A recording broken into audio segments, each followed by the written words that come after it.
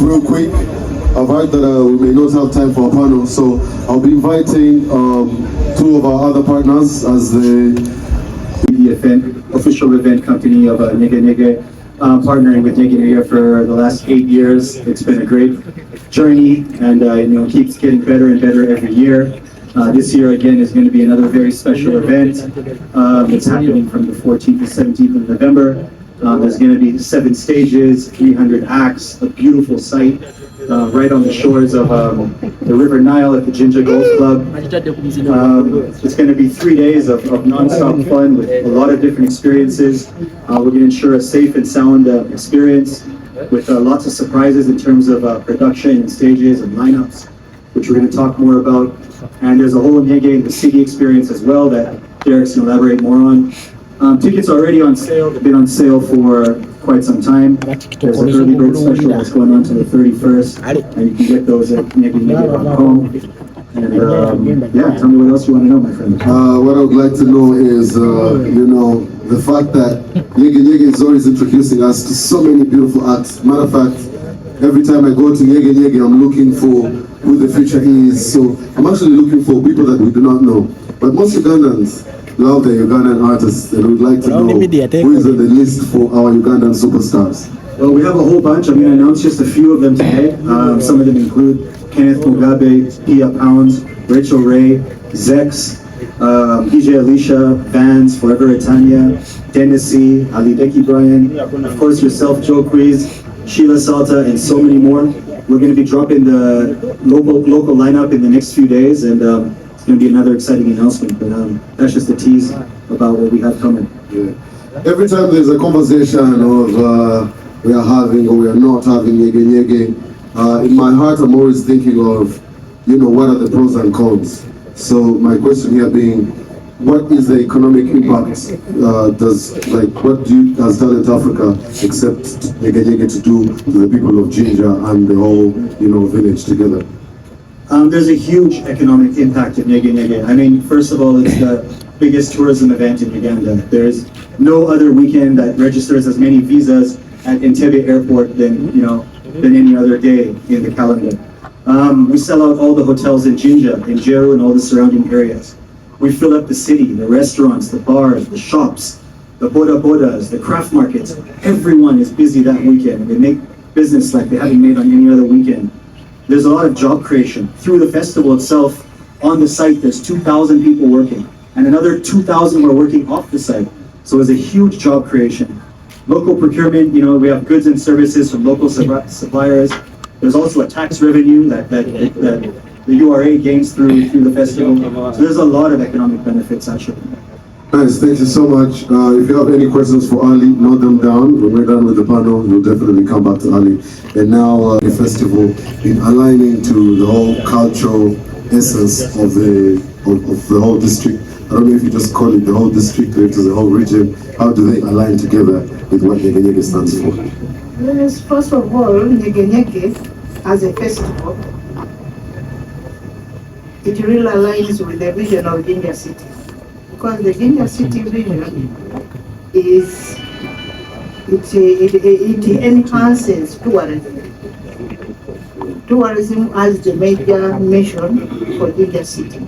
So it enhances tourism promotion. We find that Nyege as an event, a festival, an annual event, now we are terming it as annual. It really enhances, it goes with the vision of Jinja City to enhance tourism promotion and the local economic development within the area. Nice. How is Jinja City, or the council, the leaders of Jinja, how are they helping Nyege to make it easier for the festival and for the people?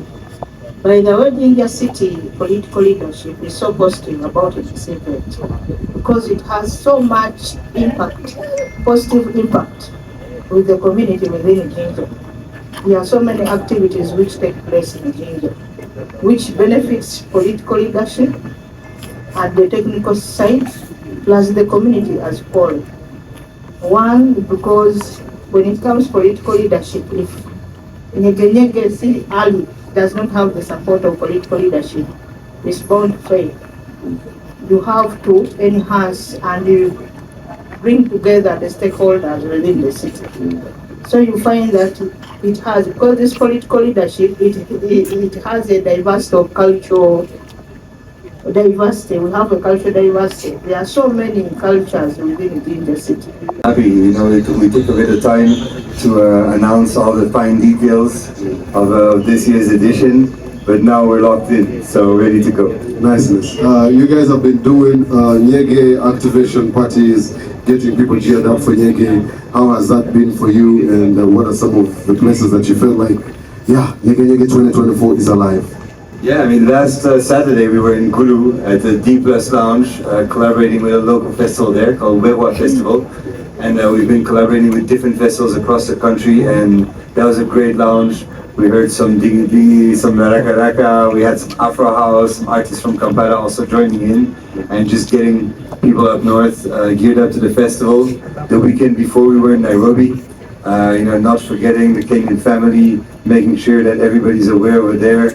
That was great. We came in with about 8 Ugandan artists and some artists from Tanzania, just raising the hype. Next weekend we're going to be in Mbarara, then we're going to be in Mbare, making sure everybody's locked in. Wow, this is a little unscripted, but there are people who are calling me about it. They have like a transportation from Mbarara, the people who are trying to come together. Have you heard about such people? Yeah, there's party buses. And, party buses, yes. Of course we don't, the festival can't cater and organize every single thing, so there's a lot of entrepreneurs coming together, locking in a hotel in Jinja, getting their friends together, organizing these little warm-up parties, bringing 1 bus, 2 bus, 3 buses, and just making sure that the whole country is represented. Nice. So people are putting themselves together to plan on how to come. I like that.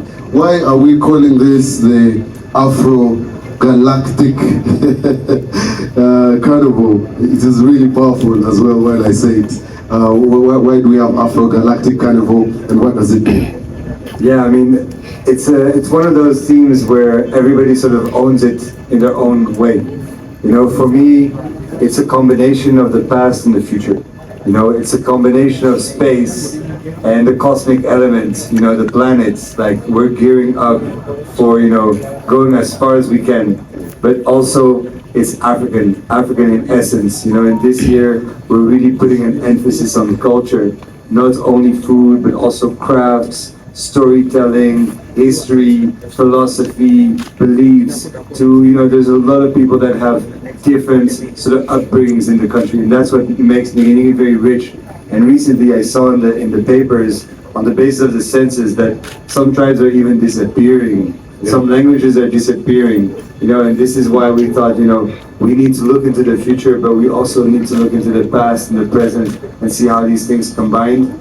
And Carnival, because it's going to be a crazy, crazy carnival. Everybody's going to bring their crazy ideas about what they feel is the future, what is like the sort of alien self, encourage people to we're changing the game when it comes to festivals, and basically what is going to happen is that we found that now that we're in the city, people used to stay in their hotel too long in the daytime. And Nyege is 24/7, we have programs all the time, Akuna Kulala. So, but we found that people would come back to the sites like around 6 p.m., 7 p.m. So we said, you know what?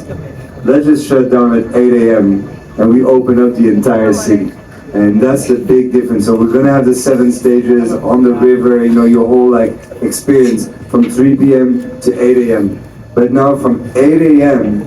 we're opening up in the city with more than 25 different stages and activities. It's going to be around the city. Nuts, everywhere. And it literally goes from tuk-tuk parties, boat parties, whiskey tasting, fine dining brunches, bird watching, history tours of the city, name it, you have it. We're going to have, cinemas opening up. We're going to have, panels and workshops, and we're going to have so basically you're going to wake up and you're going to have this map that tells you there's 25 different things going on in Jinja City. And we're working with people in Jinja. We've opened up, basically we had a call. We said, look, if you're doing anything in Jinja that is worth people going to, we're going to send you people. If you're at a railway museum, we're going to send you people.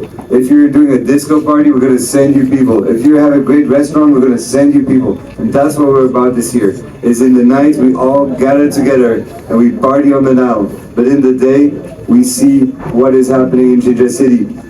For example, we have one event called the Sudanese Pavilion, financed by the Danish Embassy. And that's going to highlight, there's crazy things happening in Sudan right now. 11 million people are displaced. That means we have a lot of artists. Remember, Uganda is the #1 country in the world that welcomes refugees.